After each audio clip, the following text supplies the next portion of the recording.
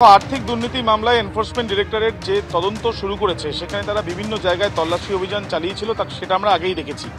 Sudipta Roy, doctor Sudipta Roy, যিনি সিতির মোড়ে তার বাড়ি, সেই বাড়িতে এবং তার যে নার্সিংহোম রয়েছে সেখানেও কিন্তু তল্লাশি অভিযান চালানো হয়েছে। এরপর যেটা আমরা দেখলাম যে আজকে সকালবেলায় তাকে ফোনে ডেকে পাঠানো হয়েছে, এমনটাই তিনি জানালেন। দিনে দুবার ব্যবহার করো স্টপেজ ক্রিম আর নিজেকে রাখো এভারগ্রিন কেয়াশেড আরোমা থেরাপি স্টপেজ ক্রিম আর খুঁজে পাও নতুন আমিকে।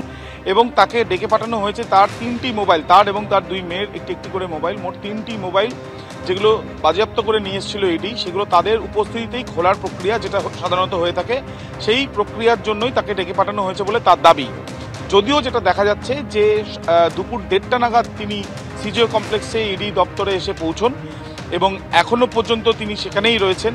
এবং এর আগে তার সঙ্গে যখন আমরা কথা বলেছিলাম তিনি যেটা জানিয়েছিলেন যে তার যে বাড়িতে তল্লাশি অভিযান জিজ্ঞাসাবাদের সঙ্গে সঙ্গে তার নার্সিংহোম রিলেটেড বেশ কিছু নথি, কারা কারা ভর্তি হয়েছিল বা সেই ক্ষেত্রে কোনো ট্রানজাকশন, আইটি ফাইল, সেই বিষয়গুলোও কিন্তু তারা ইতিমধ্যে সংগ্রহ করেছেন এবং সেই বিষয় নিয়ে তাকে জিজ্ঞাসাবাদ করার একটা সম্ভাবনা রয়েছে।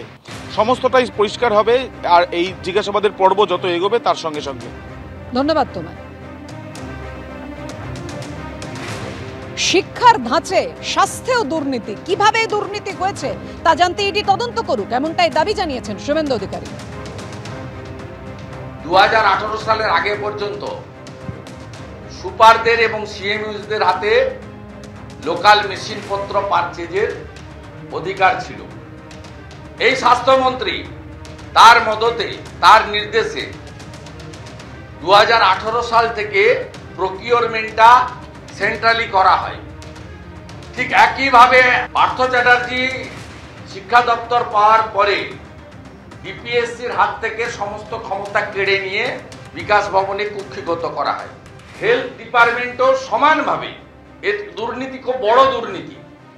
2018 সাল থেকে এন্টার প্রকিউরমেন্টটা এরা তুলে নেয়। তুলে নিয়ে West Bengal health equipment service commission তৈরি করে সেই সার্ভিস কমিশনকে দিয়ে নিজেদের পেটুয়া লোকদেরকে দেওয়ার চেষ্টা করে। তাতে ম্যাকিন্টনস বার্ন স্টেট আন্ডারটেকিং এসটিইউ টেন্ডার করতে হয়নি, দিয়ে নিজেদের আত্মীয় স্বজনকে দিয়ে বানিয়েছে।